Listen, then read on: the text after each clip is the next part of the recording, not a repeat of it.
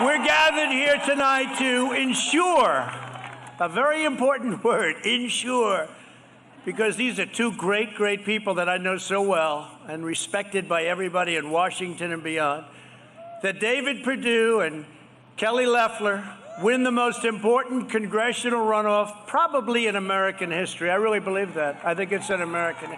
There's never been a time like this where you have two at one time. At least you have two beauties. And you know what? You also have two beauties running against them, but beauty in a different way. They're two beauties. But there's never been a case where a state has had this prominence on Senate races, because they're never together. And this is something that's very important, and you have to get out and you have to vote. You have to make sure you have every vote counted. Every vote has to count. You got to make sure they don't throw away any ballots. You got to make sure that when they collect the ballots and they start bragging about how many ballots they already have, you got to make sure your Secretary of State knows what the hell he's doing.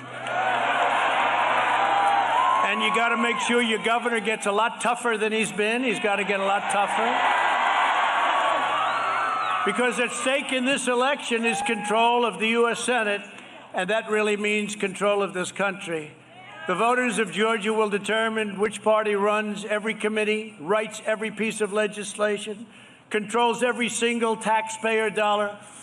Very simply, you will decide whether your children will grow up in a socialist country or whether they will grow up in a free country. And I will tell you this, socialist is just the beginning for these people. These people want to go further than socialism. They want to go into a communistic form of government, and I have no doubt about it.